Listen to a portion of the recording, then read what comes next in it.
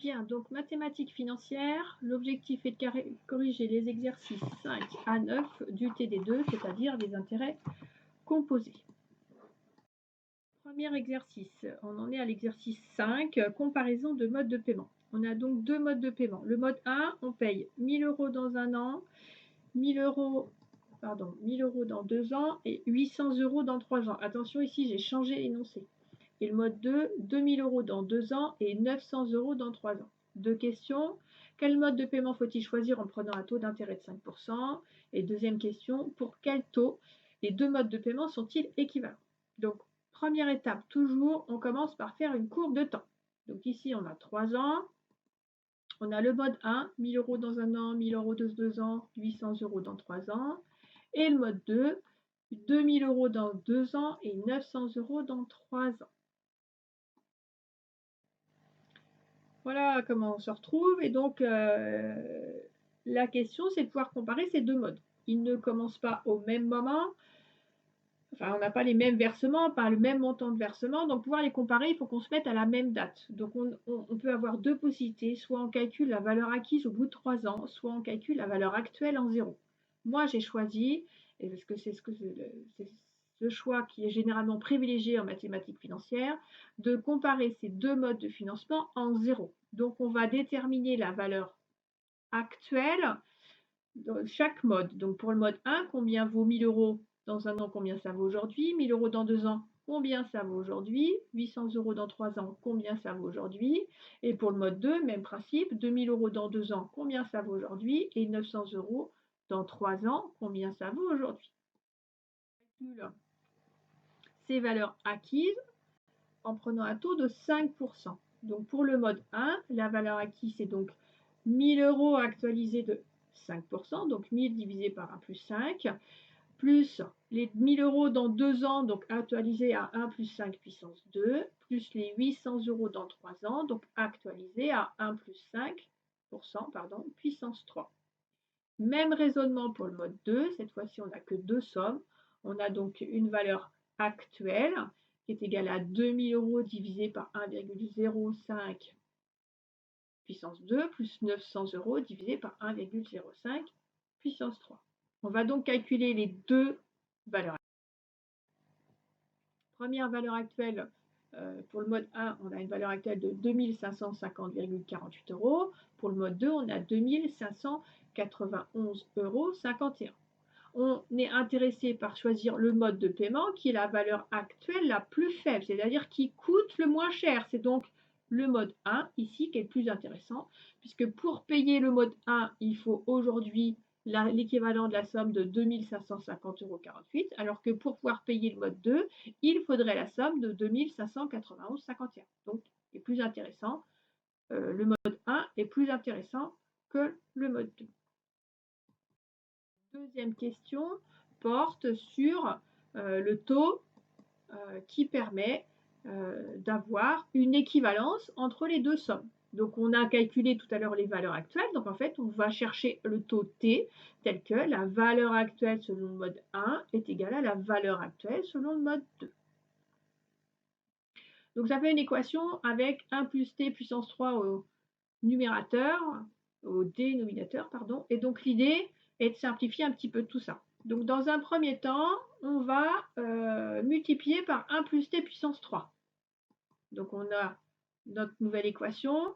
Ça fait 1000 fois 1 plus T puissance 2, plus 1000 fois 1 plus T, plus 800, qui est égal à 2000 fois 1 plus T, plus 900. On va essayer de mettre tous les chiffres fois 1 plus T d'un côté et tous les chiffres sans T de l'autre. Donc, on se retrouve avec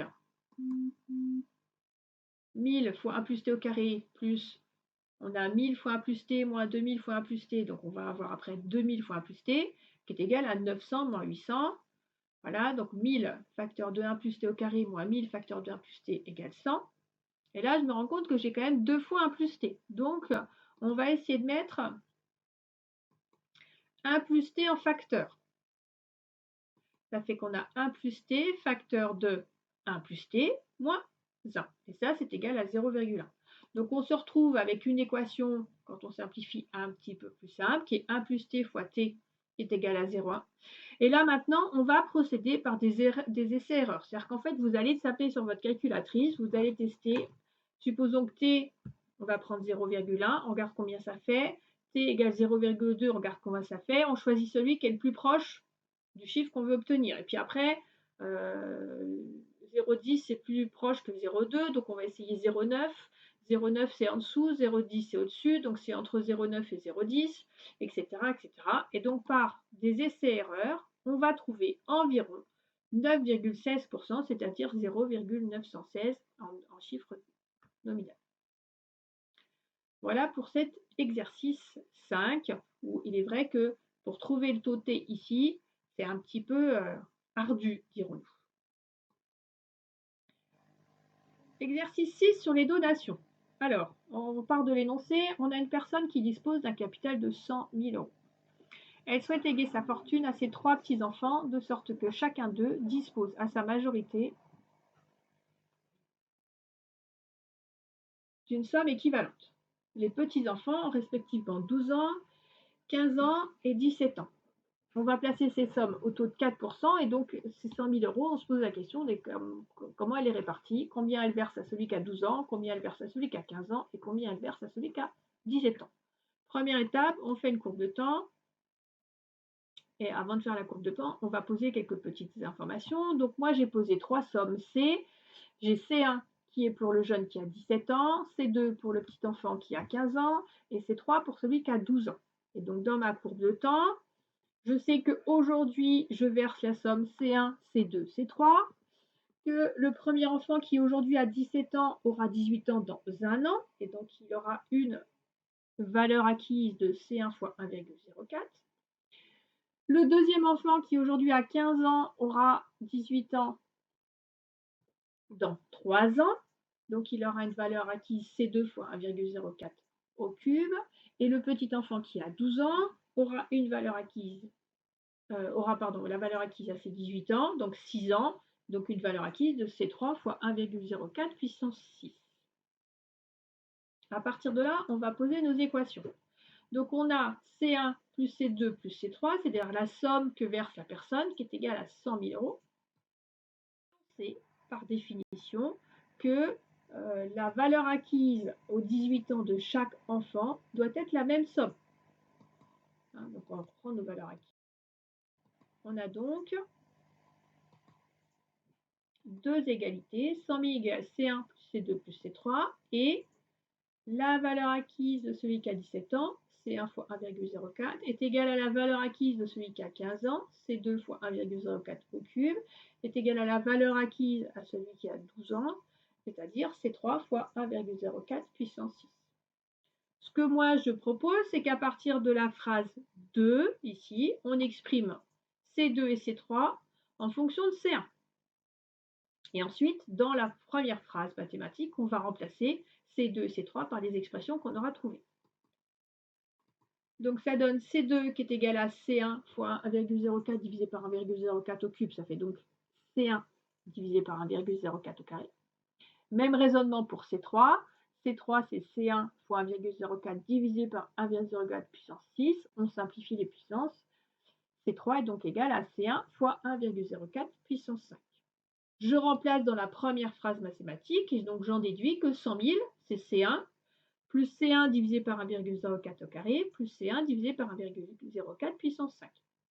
Une équation, une inconnue. Je peux mettre C en facteur. Je reprends mon équation de tout à l'heure. Je mets C en facteur et donc je sais que 100 000, c'est égal à C1, facteur de 1, plus 1 divisé par 0,4 au carré, plus 1 divisé par 0,4 puissance 5. Je peux calculer ce que j'ai dans la parenthèse pour que ça puisse vous aider dans vos calculs. Ça fait environ 2,74. J'en dis donc que C1, c'est égal à 100 000 divisé par 2,74, soit 36 410,20 euros. Je sais que C2, c'est C1 divisé par 1,04 au carré. Donc j'en déduis la somme de ces deux qui est 33 663,27. Et de la même façon, je peux en déduire C3 de 29 926,53. On se rend compte que plus le petit enfant est jeune, moins on lui verse. Alors, c'est pas parce que il est moins méritant, c'est qu'il va pouvoir placer la somme d'argent pendant plus longtemps et donc finalement, chacun aura la même somme équivalente à ses 18 ans. Voilà pour cet exercice 6 sur les donations. Exercice 7, le plan d'épargne logement. Alors, on a une banque qui propose un compte d'épargne où le taux de placement est de 1% par an. La somme est placée sur le compte pendant 4 ans et cette somme placée pendant 4 ans donne droit, en plus des intérêts de 1%, à une prime égale à la moitié des intérêts.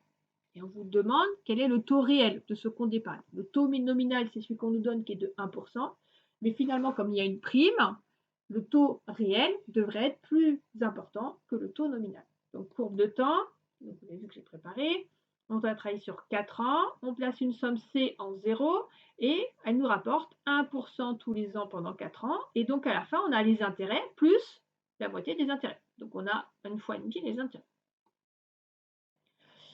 On va donc déterminer la valeur acquise. La valeur acquise, par définition, sur un placement sans prime, c'est C fois 1 plus T puissance le nombre de périodes où on place.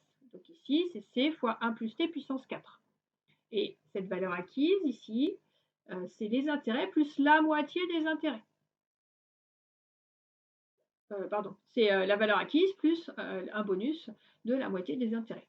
Donc ici, les intérêts, c'est C moins C, c'est donc C facteur de 1 plus T puissance 4 moins C. Et donc, je remets dans mon équation, j'obtiens une équation de la valeur acquise avec la prime. On va essayer de résoudre cette équation. Si on regarde notre équation, elle va se simplifier. On va pouvoir la simplifier par C. Alors avant, on veut un taux réel.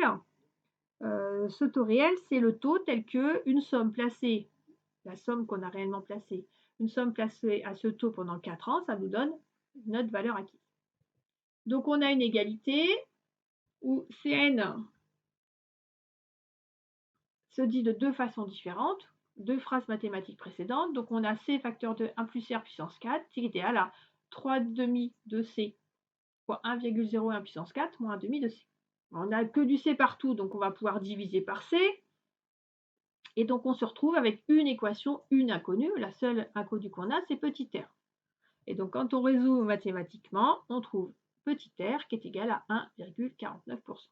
Alors, comme on a pu le voir tout à l'heure dans le chat, vous pouvez, si ça vous facilite le raisonnement, plutôt que de mettre une somme qui est une variable, C, vous pouvez travailler avec une somme de 10 000 € par exemple, ou 1 000 €, faire les calculs avec cette somme de 1 000 € et trouver mathématiquement le taux, quelle que soit la somme, en fait, il est toujours valable. Donc, vous pouvez, pour vous aider dans vos calculs, travailler avec une somme d'un montant qui vous arrange et trouver ce taux sans utiliser de variable C. De toute manière, vous voyez ici que dans l'équation, C simplifie et disparaît, donc il n'a pas d'influence sur la valeur du taux qu'on va trouver.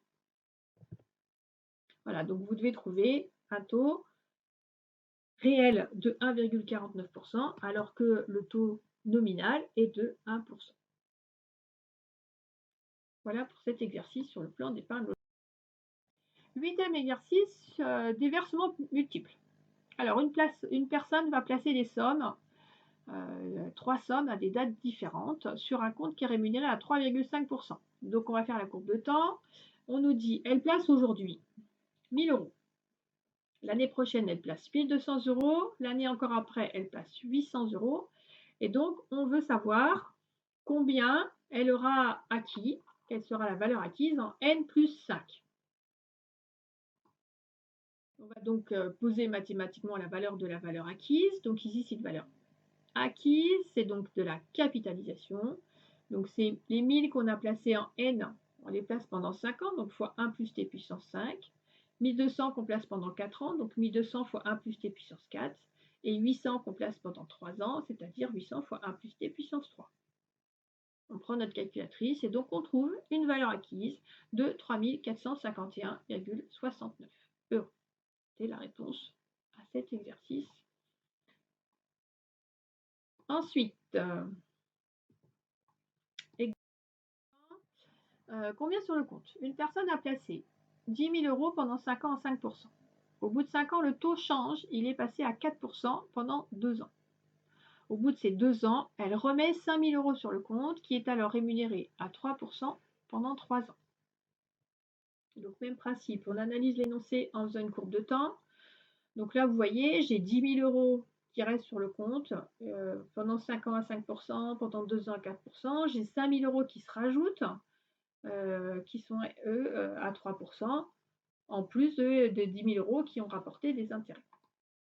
Donc, combien est-ce qu'on a sur le compte? Pour ça, on va calculer la valeur acquise, c'est de la capitalisation.